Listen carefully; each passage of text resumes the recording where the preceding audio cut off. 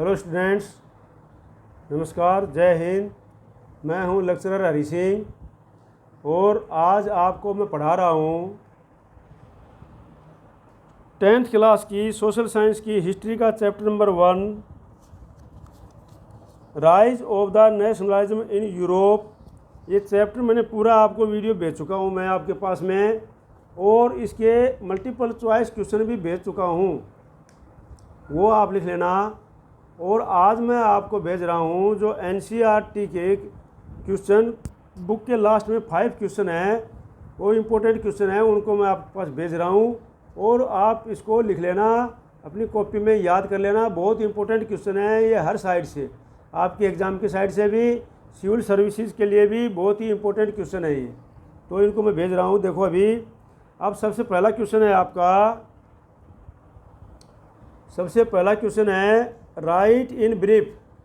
भाई संक्षेप में लिखें, नोट्स लिखें, right A notes on, note लिखें इनके ऊपर। यूसुफ मजनी आपको पढ़ाया जा चुका है उसमें वीडियो के द्वारा। काउंट कमिलो डी केवर कौन था, ये भी पढ़ाया जा चुका है। The Greek war of independence पढ़ाया जा चुका है। फ्रैंकफर्ट पार्लियामेंट पढ़ाई जा चुकी है। Role of women in the national struggle, ये आपको पढ़ाया जा चुका है। तो आप जो है अपनी मर्जी से भी बुक में देख करके लिख सकते हैं, जो बच्चे अपनी मर्जी से भी बुक में देख करके लिख सकते हैं इसको। और आप इसको, जो बच्चे बुक में नहीं लिख सकते, तो इसकी मदद के लिए मैं आपके पास भेज रहा हूँ। तो आप जो है अपने यहाँ पे से भी लिख सकते हैं, कोई जहाँ से मर्जी आप लिखो, लेकिन क्वेश्चन आपके लिखे हुए होने चाहिए कॉपी में। डबल जो पढ़ा रहा हूँ इसमें लिखोगे तो आपको फ़ायदा ये होगा कि मैं आपको साथ साथ समझा रहा हूँ। एक बार तो मैंने आपको चैप्टर पढ़ा दिया वहाँ पर, और पढ़ा रहा हूँ, लास्ट में पढ़ा दिया है, थोड़ा सा बचा हुआ है वो भी पढ़ा दूंगा, और यहाँ पर क्वेश्चन मैं आपको साथ साथ समझाते जा रहा हूँ, ठीक है ना। तो देखो अभी, कौन था यूसुफ मजनी भाई, उसके ऊपर नोट लिखना है। He was a Italian revolutionary, वो एक इटालियन रिवोल्यूशनरी था Giuseppe Mazzini. Who was born in Genoa in 1807, जिसका 1807 में जिनोवा में जन्म हुआ था। 1807 में जिनोवा में उसका जन्म हुआ था, ठीक है। He was sent into exile at the age of 24 in 1831 for attempting a revolution in Liguria।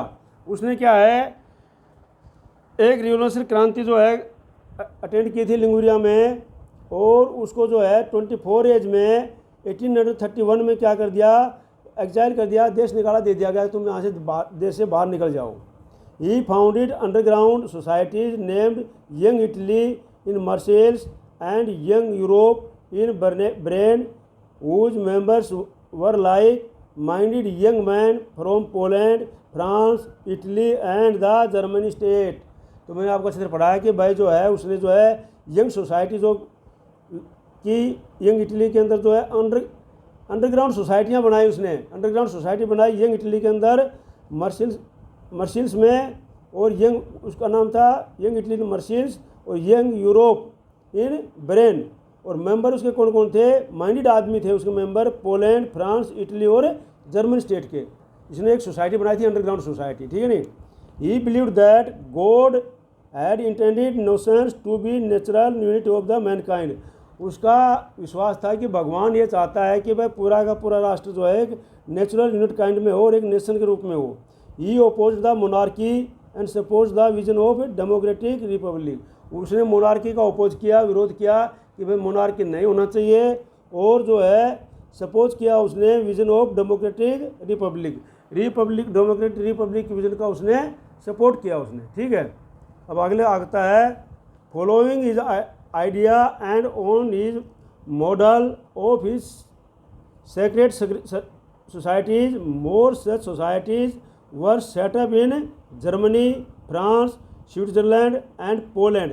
तो उसके आइडिया के द्वारा ये जो सोसाइटी को जो सेटअप किया गया, या कहाँ पर गया, जर्मनी, फ्रांस, स्विट्ज़रलैंड, पोलैंड में सेटअप किया गया। Austrian chancellor duke Metternich once described him as the most dangerous enemy of our social order.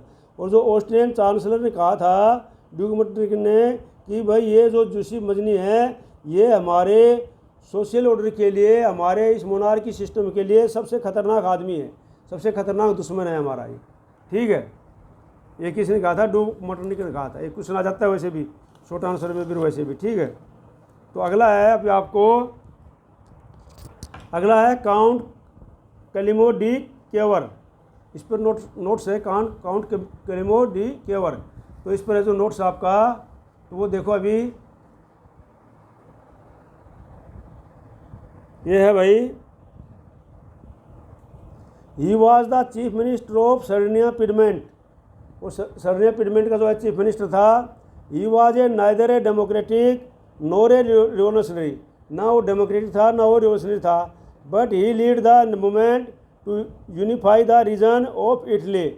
लेकिन उसने जो मूवमेंट को किया, इटली को यूनिफाई करने के लिए उसने एक आंदोलन चलाया।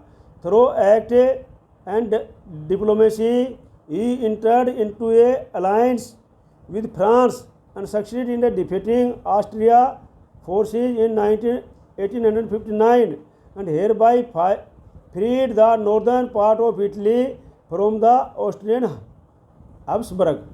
तो क्या है उसने जो है वो उसने but he led the movement of आंदोलन यूनिफाई ऑफ इटली को चलाया थ्रो एक्ट एंड डिप्लोमेसी, अपनी डिप्लोमेटिक्स और टैक्ट के कारण, टैक्ट मतलब योजना के कारण।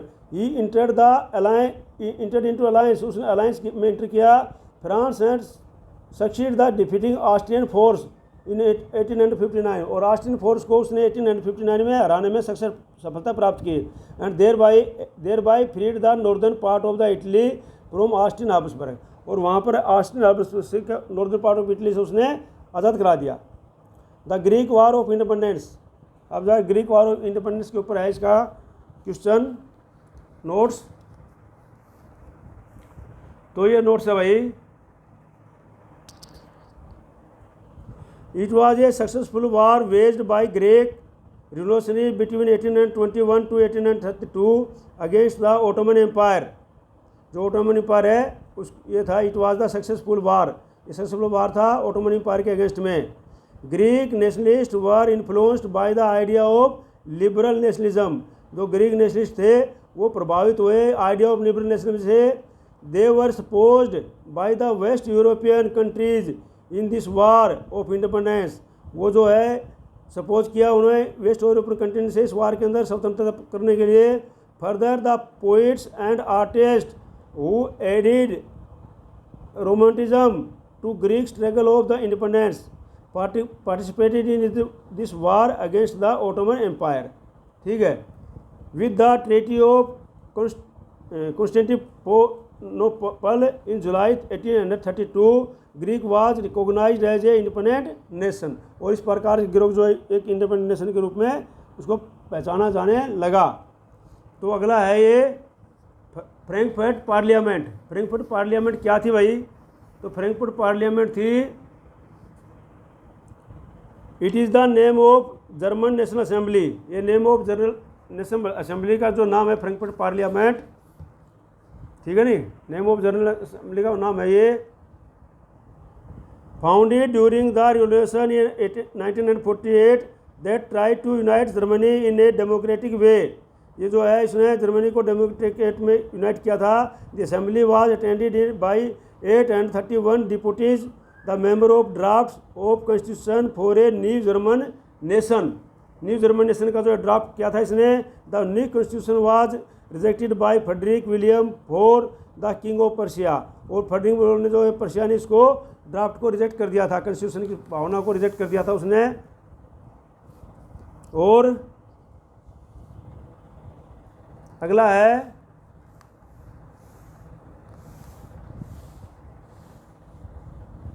दो, ये है दो, the Frankfurt parliament fail to unite Germany. LP जो है जर्मनी को फ्रैंकफर्ट पार्लियामेंट जो है फेल हो गई थी, उसको एकीकरण करने के लिए। It had consequence the on Germany. The parliament also faced strong opposition from the aristocracy and military as it was dominated by the middle class who resisted the demand of workers and artisan.